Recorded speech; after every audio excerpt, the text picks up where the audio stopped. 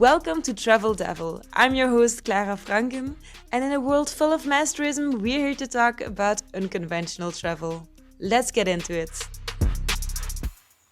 This is a story of someone with a dream of crossing the Atlantic Ocean to follow his parents' footsteps.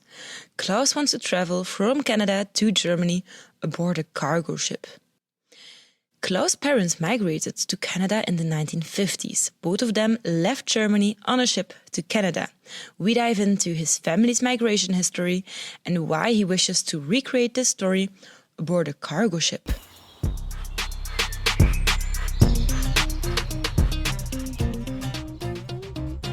This is an episode sponsored by Captain's Apples, an Antwerp-based travel agency helping travelers to become passengers on cargo ships. This episode was originally recorded in 2022. Maybe you can start by saying your name, where you're from. Tell me what you're doing in life. What are you working as? What are your hobbies?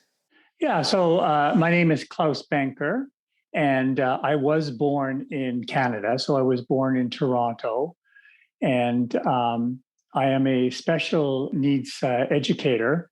Mm-hmm. I work with children who have prominently mental health issues from as young as 5 to as old as 16 or 17. Okay. Most of them having challenges being in school. And so I'm a little bit of a bridge between the community and their mental health resources and the schools. Klaus, how do you travel mostly, actually? Well, mostly I travel with a plane because the rail system is not the same as it is in Europe. It's not as predominant. So most people fly. And I live a little bit in a remote community. I live near a big city, but I'm still a bit remote. So I have a vehicle, I have a car. So I would travel mostly by car or by plane, depending on where I go. And I prefer to travel with a few friends or family. I have never traveled alone. It's not something that I would be okay with it, but it's always better to have someone with you or to have a few friends and family with you. Okay. Yeah. And so you were born in Canada? Yeah, so I was born in Toronto. Okay. And then I've always lived in Canada. And so from Toronto, I went to university in Vancouver on the west coast of Canada. And then also I spent a lot of time on the island, on Vancouver Island in the city of Victoria. Okay. And then I retired from a full-time job that I was doing in Victoria. I was a special educator. And I moved to the East Coast. Because I just thought I would like to try living on a different coast. So I've always been connected to the water, which has always been a theme for me. I've always been connected to an ocean. So I've lived either on the Pacific Ocean or on the Atlantic Ocean. And currently I'm on the Atlantic Ocean. And what I find very exciting about living here is that I always imagine I take my dog for a walk, and I live by the sea. I live only like a few meters away. And I can look to the east, and I always imagine Europe. And I always think, if I were to go straight ahead, I wonder if I would end up in Portugal or France. I'm not quite sure. I'm not quite sure of the longitude of where I live, where I would end up. But I'm guessing probably northern Portugal or southern France is probably where I would end up if I were to go to Europe straight ahead. Okay, amazing. Yeah. So right. I always imagine being in Europe. So I have my heart seems to be in Europe. Okay. Right now. Yeah. All right. So thank you for introducing yourself a little bit. Then I was also wondering how come you contacted Captain's Apples, and how did you get to know us? Oh, it was your video. To be quite honest with you, well, I mean, prior to that, I was starting to learn German, and I was able to look at documents and letters from my parents, and I started to think about, well, so they came here, so obviously they came by boat or they came by plane, but I found out they came by boat. And I was able to find out that, my mother, she came from Hamburg and my father came out of the port of Bremenhaven. And I just thought, well, that would be a really, really cool experience to kind of recreate that little travel, to travel by sea. And I love the sea. So that would be a really cool thing. And, if you look at the commercial cruising industry, it would not work for me, just for many reasons, environmental reasons and just for a number of reasons, just the impact of a number of people, et cetera. And I know that cargo ships have some environmental impact, but the point is that they are traveling goods between continents. And so it's a platform that exists, whereas the cruise industry is kind of more there for people's pleasure and entertainment. So that didn't work for me. Plus, I don't really want to be with 1,000 or 2,000 people on a cruise ship. So I looked at, I didn't know anything about cargo cruising at all, but I just kind of fell upon it by your video. I think I was just Googling go to Europe by ship or something like this. I don't know what parameters I put in, and I just came across your video of Joris, and he just came across as this incredibly passionate, sympathetic, very kind person. And I started to reach out to him, and he just confirmed how he came across in his interview with you. He just came across as this really neat person. And I thought, oh, so, maybe I can tell him a little bit about what I was interested in. And he said, oh yeah, I could, I could probably hook you up. I could probably get you on a ship. I mean, it was still during I don't know if they're taking freight or passengers now, but it was during the sort of the COVID lockdown. So there couldn't be anything booked immediately, but I think within the next year or so, my understanding is that there's a possibility. Yeah. So he asked me if I wanted to be on a waiting list, and I said, yeah, sure, put me on a waiting list because I have that flexibility. Quick little side note, you can find that video Klaus is talking about on YouTube. It is called Cargo Ship Travel, Everything You Need to Know. You can find it on my YouTube channel called Clara Francken, which is my name. I will also link it in the show notes.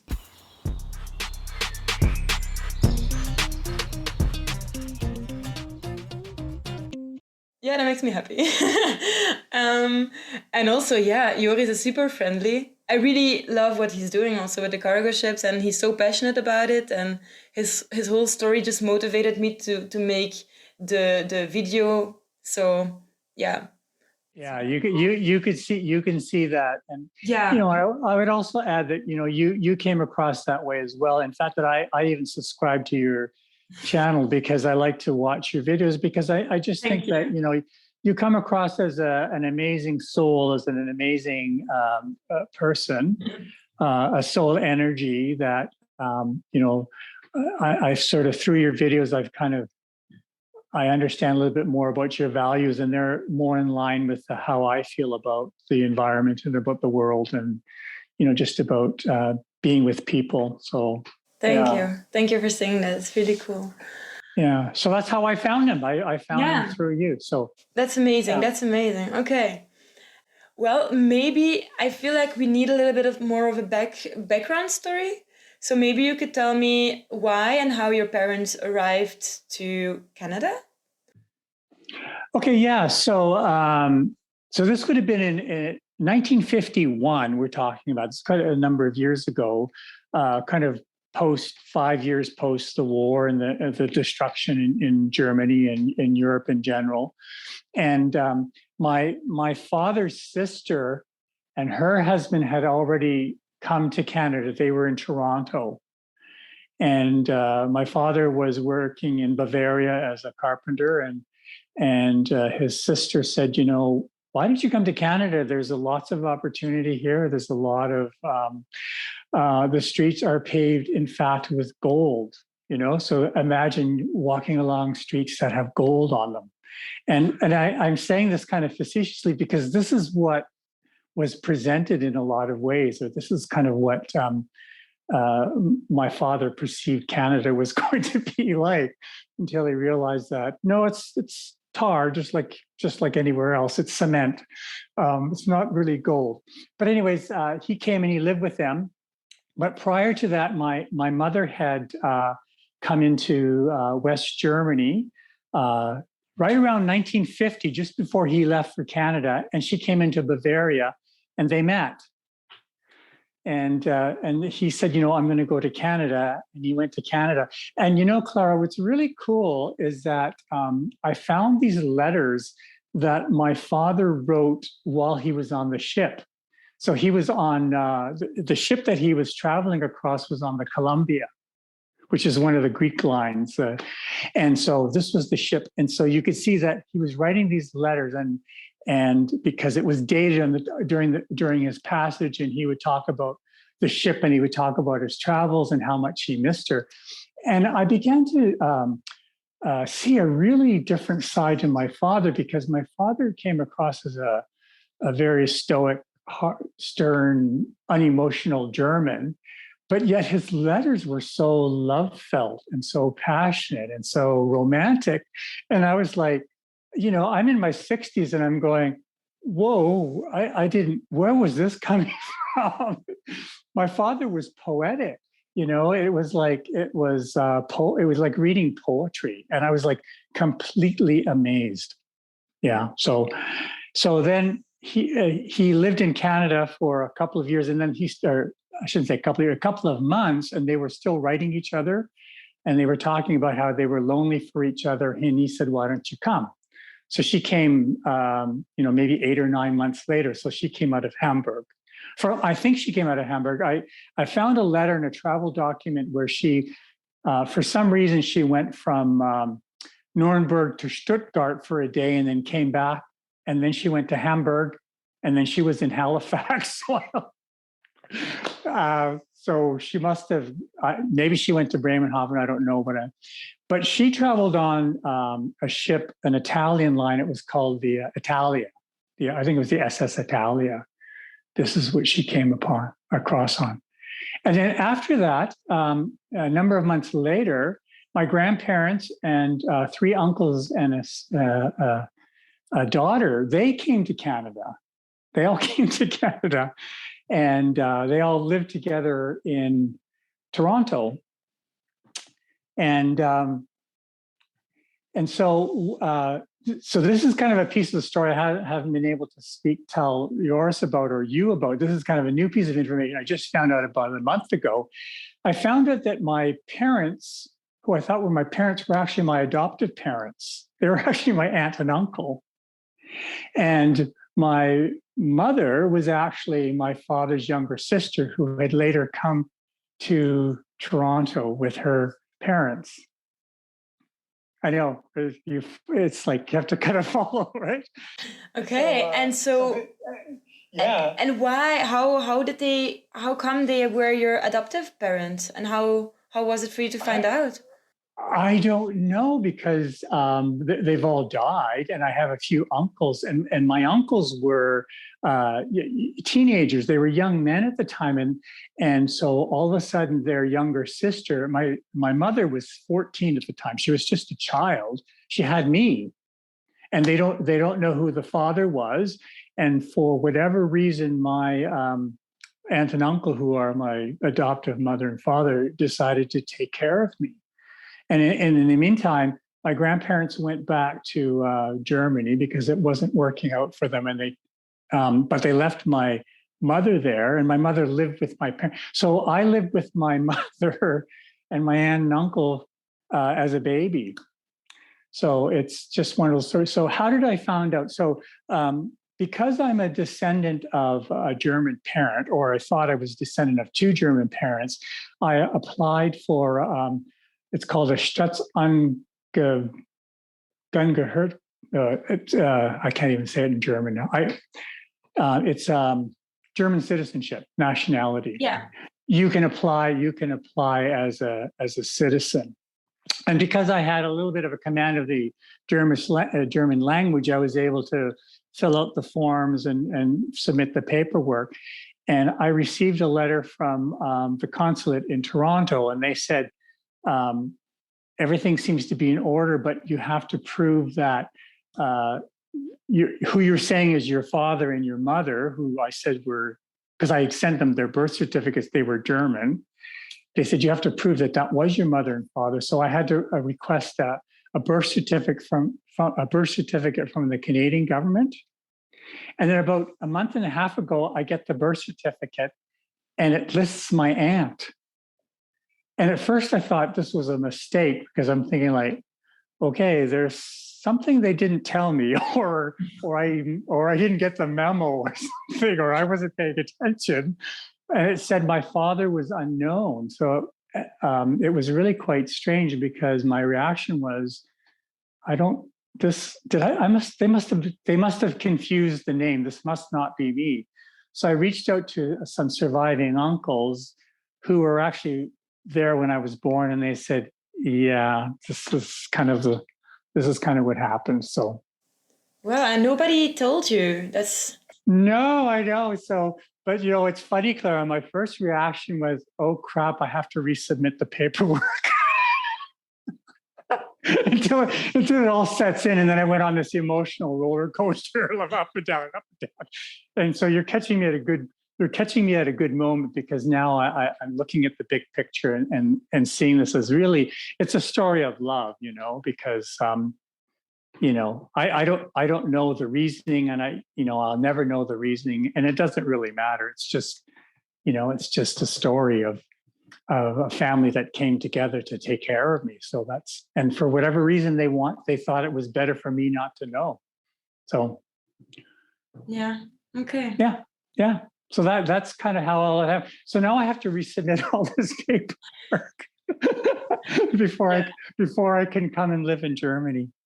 Why did they go away from Germany? Like, I don't know if I fully understood why they left Germany and why they really wanted to go to Canada. Probably in one sentence, I think they just felt it was a better opportunity. They lived in a rural part of Germany. I think there just weren't a lot of opportunities, and I think they just felt that Canada would be a better option.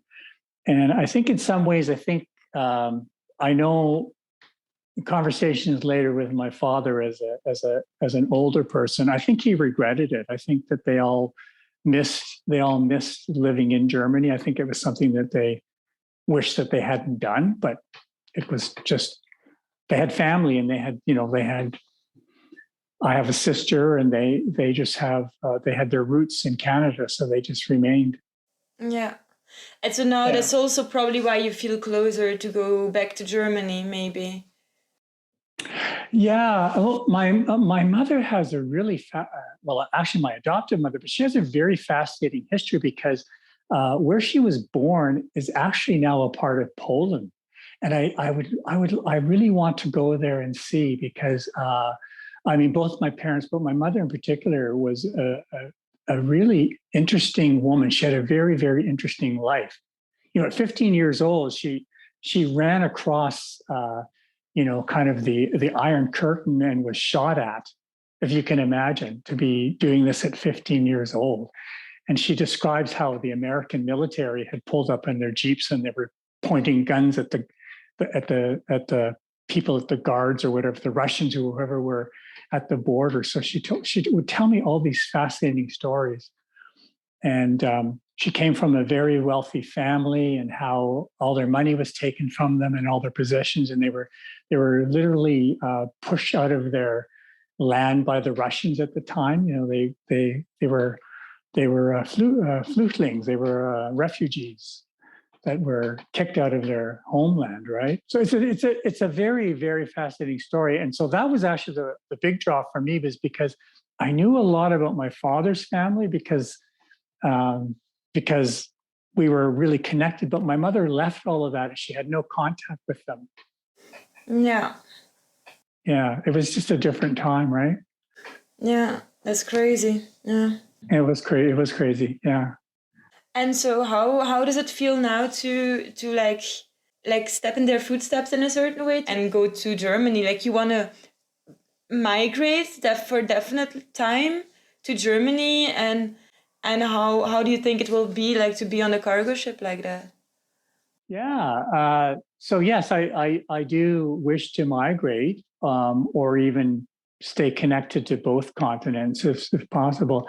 I think I have seen other videos, other people have posted their journeys on cargo ships, and from what is described and from what I read and from what I can get from Norris, I think it's just something that would really work for me. I think it's part of having that close connection to the ocean, having that solitude, being away from being connected by the internet, or even just being connected by people, just having that solitude and having those moments of meditation, and also just even feeling gratitude for this wonderful life that we actually have here on this planet. I think it would just be an amazing, life-changing experience. It's easy to get on a plane, and then instantly within a few hours I could be landing in Frankfurt. But to have to kind of experience the magnitude and the vastness of the planet, and to be connected at a ground level would just be an amazing experience. I think it would really come to light what that meant for my family members, what they gave up, right? Because they just didn't take a plane. I mean, now I've been to Europe a number of times. I can be in Europe in 5 hours, but to make a commitment to have to sit on a ship for a number of days was a very big commitment. Yeah. And I think it would be amazing to experience that. Yeah. But back then it was more difficult, I guess, or very expensive, I guess, also to go on a plane, or how was that like? Yeah, I would think so. I would think it's probably would have been the expense. I think back then, flying would have been a luxury. Yeah. And I think to me, a cargo ship would probably express more their experience, than being on a luxury ship. And I mean, as I said before, being on a cruise ship is not my experience of a holiday. Anyways, it's not something I would enjoy. But I think being on a cargo ship would really be more the experience of what their experience was. So could you like sum up maybe some of other motivators to travel by cargo ship for you? Well, I think it's the idea of there's a bit of uncertainty, which I really I think I really like that idea that there's things can be uncertain. It can go, and the uncertainty could be when you're leaving and how long you can be. I think having that space and that solitude would be an amazing experience. I've seen videos of sunsets and sunrises from the ship, seas that are calm and seas that are rough. So it's a bit of that unpredictability. It's kind of like an expression of life, isn't it? I mean, I think life is almost like being, being vulnerable, because I think there's that vulnerability, but also having trust that, it's going to work out the way it's supposed to work out. I think that's what really would appeal to me about being on a cargo ship. And I think also being very close to the sea, I think is being connected to that. I see ourselves as some of my spiritual guides have used the metaphor of the sea as that the soul is like a particle of water, but also is the entire ocean. We're both at the same time. We can be at any moment, we can be a droplet of water, but we're also all connected. So it's all that connectedness, and it's that fluidity, it's the flow of the ocean, it's being vicarious, it's having to just put a lot of faith and a lot of trust into that kind of travel. Would probably be the best way I would describe that. Is there anything else you feel like you want to add to all the things we talked about? No, I think I've really captured the essence. I think it's I think it's probably not more than just that. It's just a desire to recreate an adventure of my family, and in some ways just kind of take the backs, sort of take the back steps or take a back route of how they came. And there's also a part of me that really feels that currently where I live is the unceded territory of the Mi'kma'ki. So where I live today really belonged to another group of people before people settled here.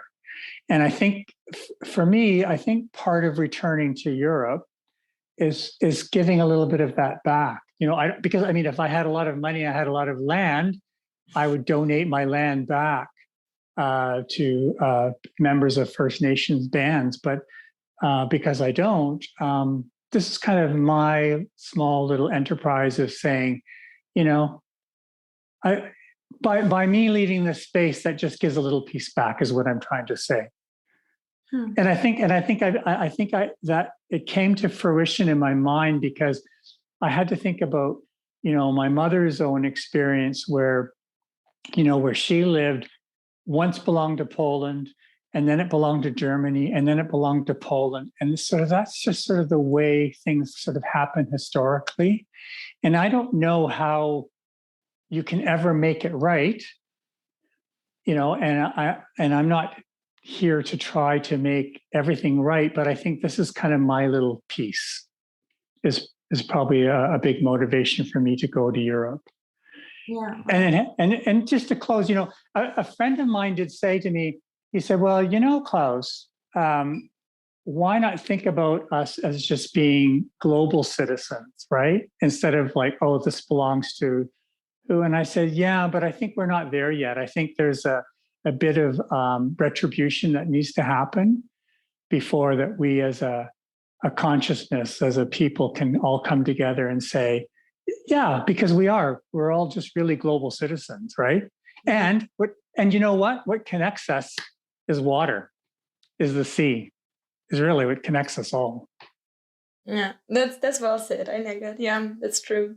And I was wondering how you would use the time you have on the cargo ship, because there's no social media, there's no one to talk to. Will you be reading a lot? Will you be just thinking a lot to yourself? Will you be writing a lot or something else? Like, what do you think you would do actually, like with this time and freedom? Well, I think probably the best metaphor is known as the butterfly effect. So it's kind of like if one person has a positive thought, that becomes a greater thought because it kind of manifests. And so I think being on a cargo ship would be a wonderful opportunity to have all the external noise and distractions removed so that I could meditate on creating healing energy for the world, is the way I would see it. And so by creating that peace, I think it creates that butterfly effect. And I think we just need more of that. And I think that's why I'm Jewish, so we just celebrated Hanukkah, but I also appreciate how Christmas time, Kwanzaa, there's many, many traditions that celebrate the gift of the light. And the light is very healing because it's just that positive energy that I think that we need to all manifest and create. And it does grow, individually. If we all start to create positive energy, I think that we can shift the consciousness of all of us globally. And it starts with yourself. So this is a really good opportunity for me to travel on a ship and to have that solitude and to be away from that, to be able just to focus on creating loving, compassionate, and kind energy into the world that I think we so desperately need. Yeah, wow, that's also beautiful. Yeah, I completely agree with like, if you are positive, if you're thinking positive about something, like it will most likely help the situation and make it better. And if you're always down thinking, it will only get worse. So that's true. Like, I think as humanity, we have an opportunity to shift our consciousness, right? And, I mean, I have no control and no bearing on how other people think, but I do have that over myself. Yeah. And so, right, I have to take that responsibility to create positive energy. Yeah, that's amazing. All right, thank you so much for sharing You're your welcome. story. And yeah, I feel like we're connecting on a certain level from a distance. If you're ever in Germany or you come to Leipzig, be sure to tell me also, because I would love to show you around. Awesome. That would be awesome. Yeah. Yeah, that's great. All right, thank you so much. All right. Tschüss. Tschüss. See you in Germany. Bye-bye. Bye-bye. I want to finish this inspiring conversation with Klaus with a little update on the travel information by cargo ship. Because since COVID happened, the cross-Atlantic trip isn't available. But please check the website captainsapples.com, linked in the show notes, for an overview of all other possible trips. This was Travel Devil, brought to you by me, your host, Clara Francken. Thank you so much for listening. If you want to continue the conversation or suggest any future guests, you can go to my Instagram @Clara Francken. Take care, and I will see you next Thursday.